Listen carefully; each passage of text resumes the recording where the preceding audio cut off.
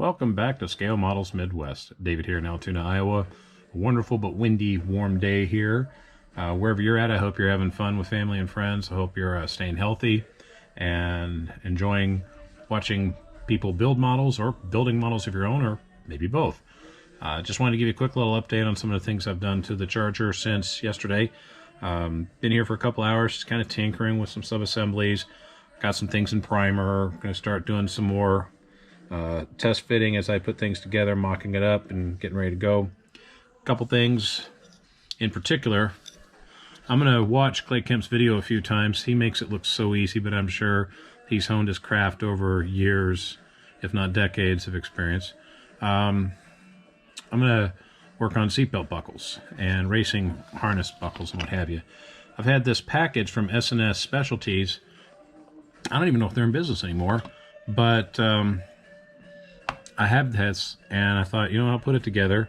I tried to do it initially with the Petty charger, and I just wanted to see how they go. You have to get these strips of tape really, really thin. But I'm going to go check out Michael's, because my wife was telling me Michael's sometimes has really, really thin ribbon. And I don't know. I'm going to go take a look, see what they've got. But yeah, the seat's going to be one thing. And for those of you who are doing racing seats and you're going to try and do racing buckles and what have you, the harnesses, definitely check out Clay Kemp's channel. He put one video together alone of how to put in the seat and the harnesses, and then one for the dashboard. So definitely very detailed, very set specific. Go check him out. You will not be disappointed. Dashboard. I did something that I've never done before. Again, I'm stepping out of my comfort zone. Drilled 3 little holes with a pin vise and added 3 little pieces of craft wire, much the same as I used for the trunk lid. And so now I've got toggle switches. And I think that's pretty good for a first-time effort. So once I start putting things together, put them in primer and paint, I will paint the toggle switches, the ends at least, a corresponding color, so they can be seen a little bit better, because I hate to lose that detail when everything in the interior is probably going to end up being black. Speaking of which, color-wise, thank you for those who left comments on my previous video. The number 99 definitely does look purple. The 19 does look a little blue, but maybe that's the way the sun plays out. Maybe they're both purple, I don't know. Again, the 19 looks more blue than the 99, but then again, if I pull it away, they both look about the same.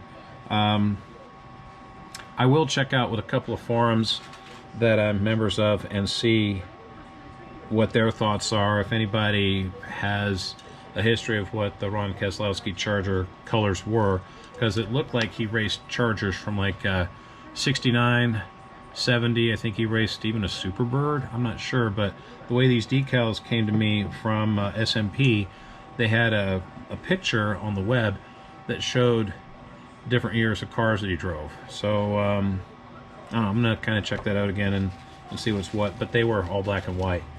So anyhow, if anybody there definitively knows the color, purple or dark blue, again, leave a comment, let me know.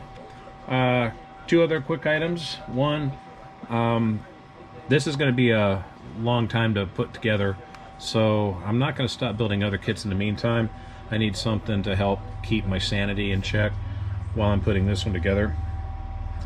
One of my students I teach martial arts to, her mother mentioned one day that she was a huge NASCAR fan and was a big Bill Elliott fan. So I went back and I was looking at my stash of decals, and I saw I still had old number 11 Budweiser Amoco decals, and used to work for Amoco. Worked for them for about 18 and a half, almost 19 years. I loved working there with the crew that I had. I even worked at a gas station for about 6 years. So yeah, I was in and around the gas stations most of my life, so it was pretty cool. But I didn't have a model. The closest thing I had was a 88 UPS Taurus, and it was definitely not the right year. The T-Birds, I think he raced more like 92 to 95. So I was up at the hobby shop in Ames Saturday with my daughter, and among some of the kits that I hope when I go back up next weekend are still there, I saw this one. Ricky Rudd's number 10 Tide Thunderbird. It's about that same year. It's definitely a 25-year-old kit because this one shows 1996 by Revell Monogram.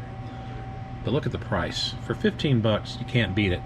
He buys estates. He goes to estate sales and auctions, and he picks up some serious kits. I'll have to show you on one of my midweek updates one of the kits I've had in my garage for the past couple of years that I got from him of Jungle Jim Lieberman's Vega, an original kit.